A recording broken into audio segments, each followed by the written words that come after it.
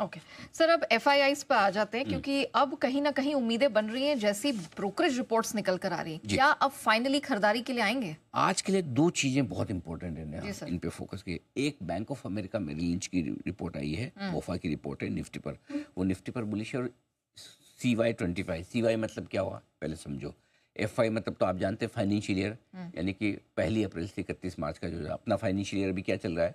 Financial year वो होता है जहाँ जाके वो खत्म होता है। जैसे अब ये हमारा 1 अप्रैल 2025 से जो शुरू होगा अब नया, वो होगा 2026 पे ख़त्म, मार्च 2000। तो वो FY26 अभी जो चल रहा है वो FY25, क्योंकि 31 मार्च 2025 को।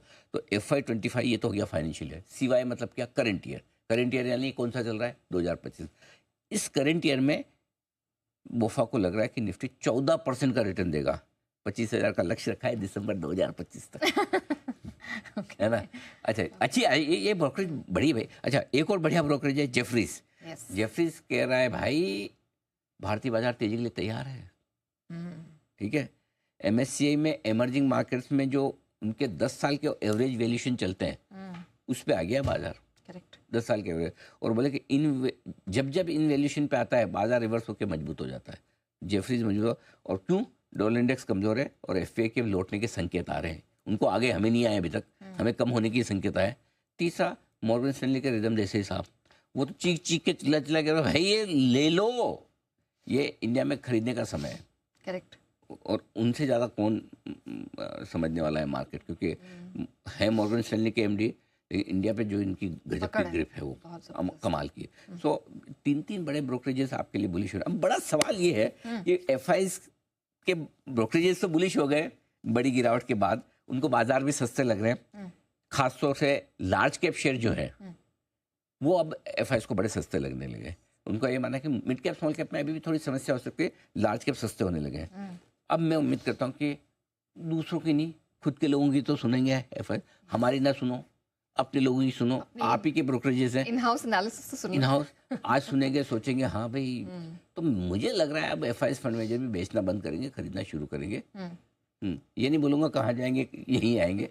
खैर वैसे उस चीज़ का बहुत लोगों ने मजाक भी उड़ाया, कोई तकलीफ नहीं है। देखो जिसको जैसा सोचना है बोलना करे।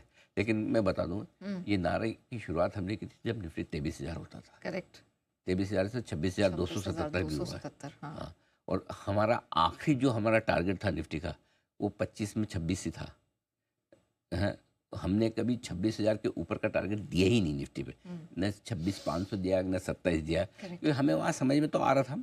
और कई बार लोग बताए, हमें बार बार बोलता हूँ कि हाँ हमने 100% एग्जिट, लेकिन कम से कम ये तो है कि हमने 25,800 पे 25% तो एग्जिट बोला कि 25% पोर्टफोलियो तो आप एकदम से खाली कर दीजिए ताकि नीचे की जगह रहे। अगर किसी ने 25% भी पोर्टफोलियो खाली हुआ क्या होता तो उस प्रॉफिट में के साथ तकलीफ आज बहुत कम होती। मैं ये नहीं कहता कि तकलीफ खत्म हो जाती है, खत्म तो किसी की नहीं होती। जो बाजार में होता है गिरता बाजार तो तकलीफ तो जिसके पास शेयर है उनको भी होती है, जो बाजार देखता है उसको भी होती है, आपको भी है, हमें भी, सबको है।